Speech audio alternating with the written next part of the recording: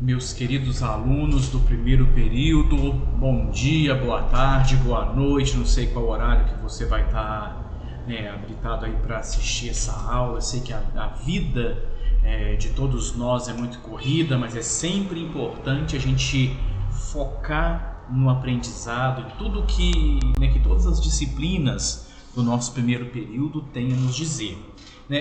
Estou mostrando para vocês aqui, dando continuação. Vamos lembrar que a nossa última aula foi sobre os pré-socráticos e que nós estamos agora na nossa aula a respeito de Sócrates e Platão. Nessas duas aulas agora, nessa e na próxima a ser gravada, nós vamos falar sobre a figura de Sócrates, sobre a figura de Platão e qual a relação de Sócrates e de Platão com o que a gente chama de filosofia do direito. Primeira palavrinha aqui forte: a ética de Sócrates reside no conhecimento da felicidade. Quando a gente fala de ética, gente, a primeira situação importante é a gente se perguntar assim: o que é ética? Ética, a grosso modo, é uma norma de conduta, é algo que me orienta, que me dá um norte, que me dá uma direção para seguir. E ela, como norma de conduta, ela é teórica. Enquanto a moralidade aí já é a ação, é a ação prática. Então, a moralidade é os pés no chão, terra a terra, enquanto a ética é a teoria, a teorização daquilo que se deveria fazer. Então, é a norma de conduta, dá um direcionamento. Então, nesse sentido, a ética socrática, ela está voltada para a questão do conhecimento, porque o conhecimento é sempre algo libertador. Quanto mais eu me conheço, quanto mais eu conheço a realidade à minha volta, a visão de mundo à minha volta, tudo se transforma. E o fim último do ser humano tem que ser esse aqui: não podemos abrir mão de forma alguma de ser felizes. A felicidade tem que ser a felicidade, ela precisa ser, digamos assim, um pressuposto na vida de todas as pessoas.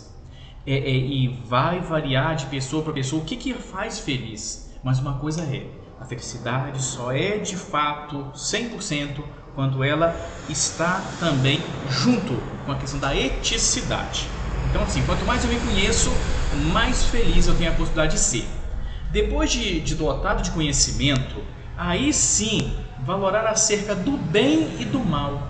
Primeiro eu me conheço, depois eu vou me perguntar o que é o bem, o que é o mal.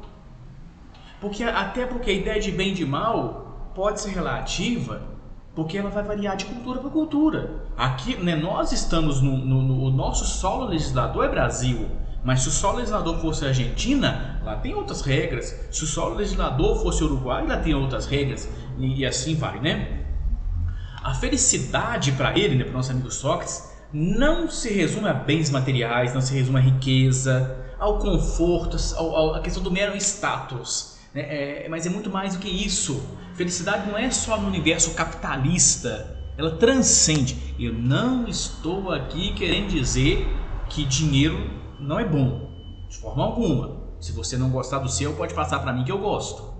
Não é aí, não é nesse sentido. Mas eu estou dizendo que o dinheiro não é só ele em si, não é garantidor de uma vida de fato feliz. O cultivo da verdadeira virtude consiste no chamado controle efetivo das paixões. Gente, entende isso aqui? Controle efetivo das paixões. Ser senhor e senhora dos seus próprios atos, responsável por tudo aquilo que você fala e por tudo aquilo que você faz. Pensa que isso é fácil? Não. Porque muitas vezes nós falamos e fazemos algo, digamos assim, influenciado por terceiros.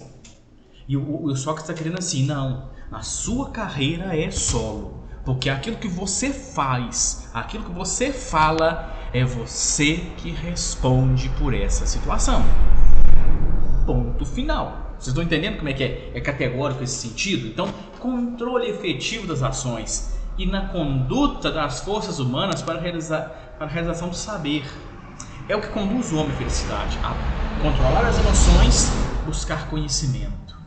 E controlar emoções não é fácil, né, gente? a gente pode ver no campo dos sentimentos quantas pessoas sofrem.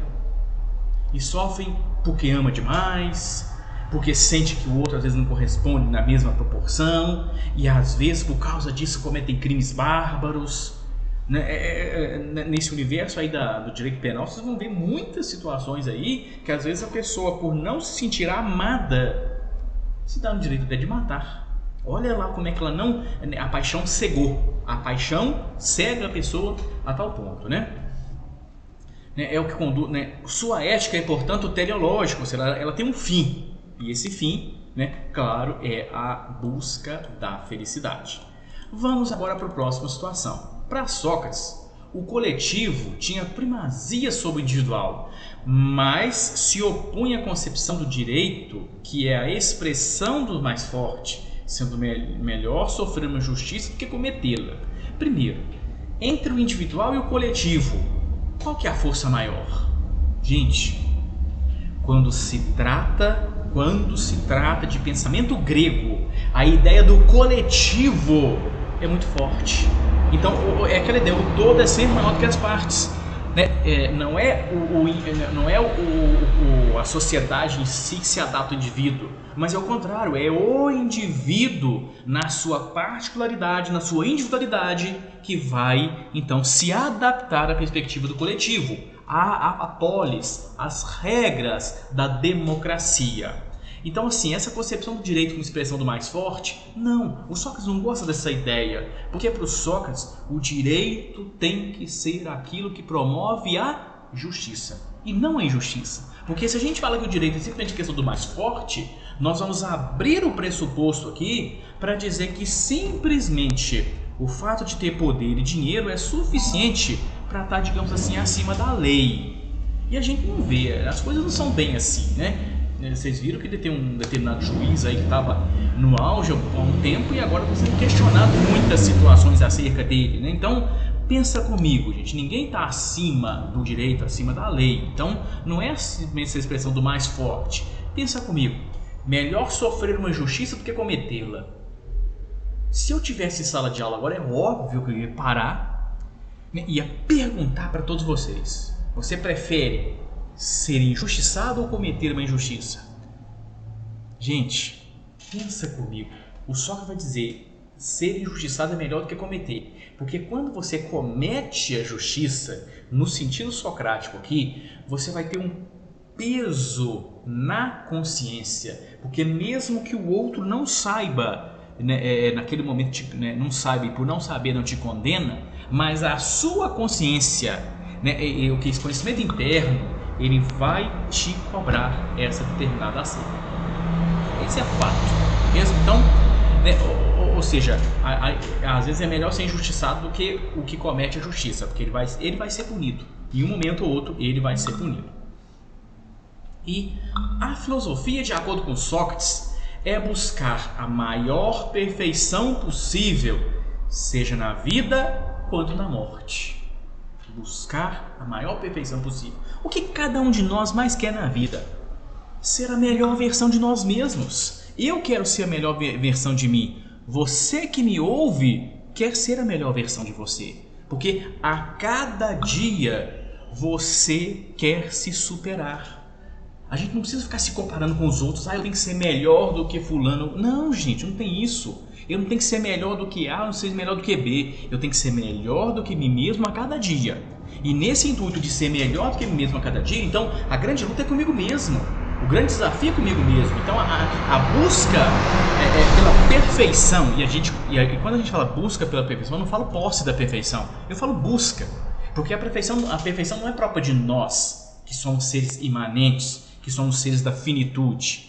Isso a gente pode entender perfeição quando a gente entende um ser que é infinito, que transcende a realidade físico-material. Mas quando a gente fala de seres finitos, né, que estão no terra, a perfeição não é própria de nós, mas a busca dela deve ser o não acomodar-se. Uma coisa que não pode fazer parte da nossa vida é a acomodação. Nós precisamos buscar a cada dia ser melhores. O desafio é muito importante para a vida.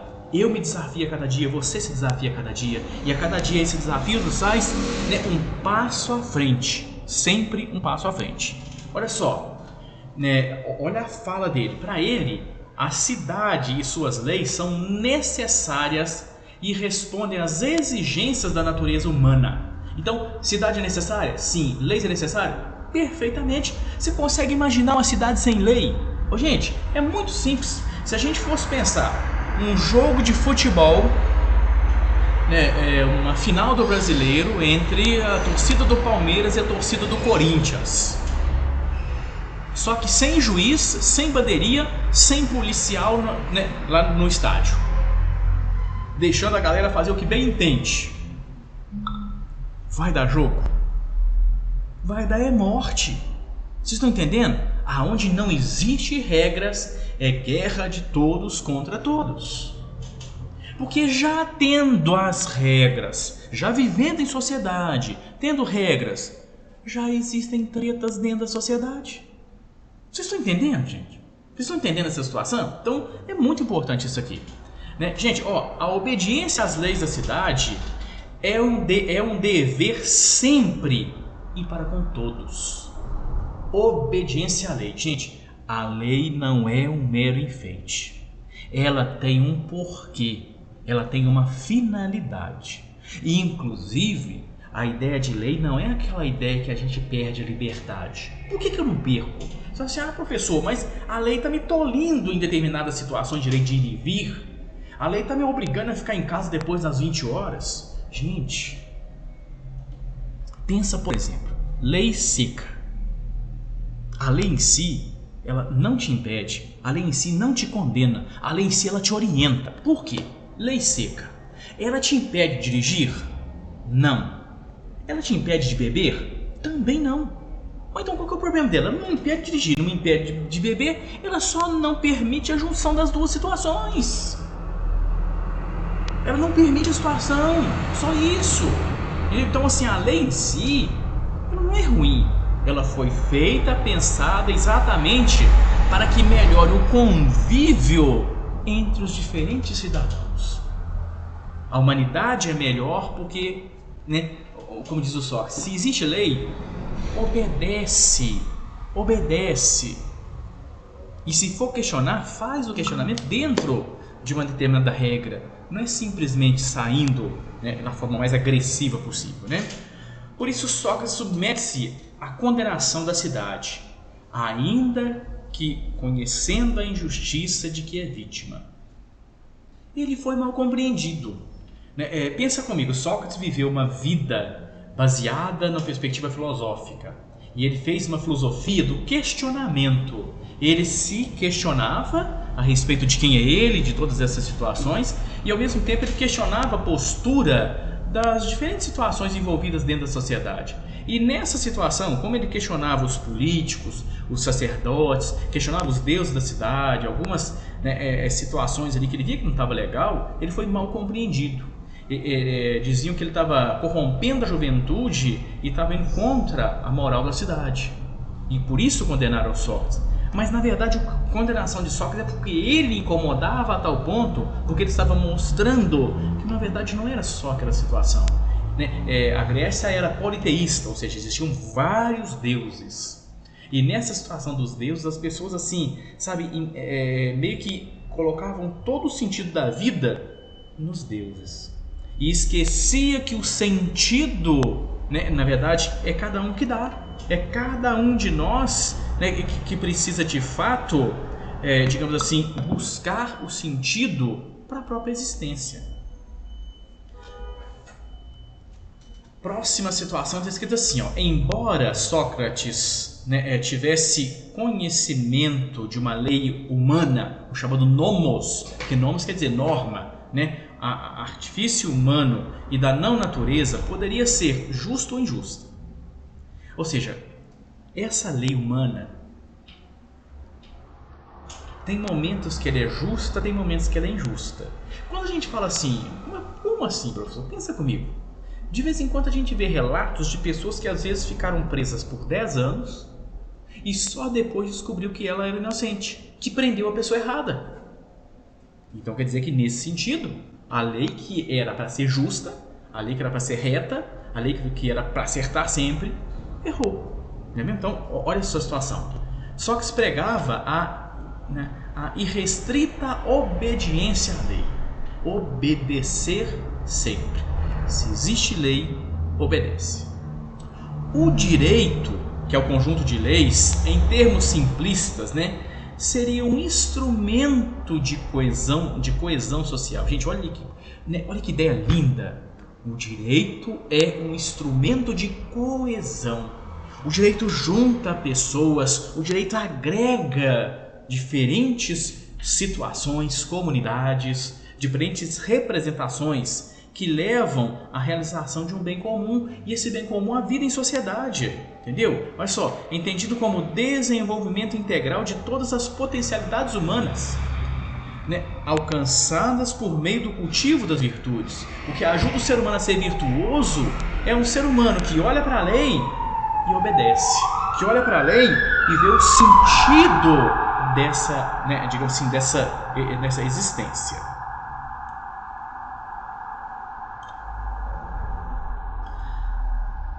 Agora nós vamos iniciar o próximo pensador, nosso amigo Platão. Deixa eu só ver quanto tempo aqui, mas ainda dá para iniciar o nosso amigo Platão. Platão e as ideias e a hierarquia social. Gente, Platão é um filósofo que vai fazer leitura de dois grandes pensadores da idade dos pré-socráticos.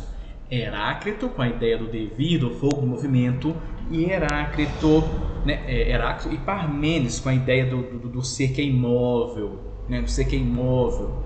Pensa comigo, o ser é imóvel, ideia, o ser está em movimento, é a ação.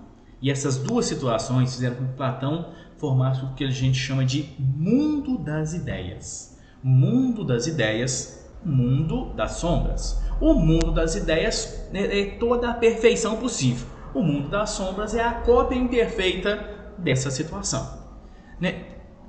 Platão, o mais famoso dos discípulos de Sócrates, nasceu no seio de uma das maiores, de uma das mais tradicionais famílias aristocráticas e políticas de Atenas. Então, assim, diferente de Sócrates, Platão é de família abastada. Ele é da aristocracia. Então, a família dele tem posses, a família dele tem escravos, a família dele tem poder político dentro da sociedade, E em 687, Platão criou a academia. Gente, até hoje a gente fala isso, Academia de Polícia Militar. Alguns falam faculdade, outros falam, eu vou para academia, no sentido assim, eu vou aprender sempre, O primeiro centro de ensino superior do Ocidente. Gente, olha a importância de Platão. A gente pode dizer que a academia foi a primeira faculdade do Ocidente fundada então por Platão. Até então, a educação superior nunca havia assumido esse formato corporativo, organizado, sedimentado, com a distribuição de cursos, de matérias que Platão imprimiu na academia. Então, assim, esse jeito que a gente tem de ver hoje, por exemplo, primeiro período, quais são as matérias do primeiro período de direito? Quais são as matérias do segundo período de direito? Qual que é a terceira, do quarto? E aí assim vai até o 10º, Essa divisão, essa questão sequencial, isso tudo já foi pensado lá em Platão para que para que o curso que a pessoa fizesse desse um sentido lógico, Então, olha só a importância desse nosso amigo. Seus principais livros: República, O Político e as Leis, 3 grandes livros aqui de Platão, sendo que o livro, digamos assim, por excelência, o livro que é referência em Platão é a República, onde ele vai trabalhar toda a perspectiva da teoria do conhecimento, inclusive aí o mito da caverna. Eu vou dar agora por terminado esse primeiro período para a gente iniciar daqui a poucos minutos a segunda aula. Forte abraço!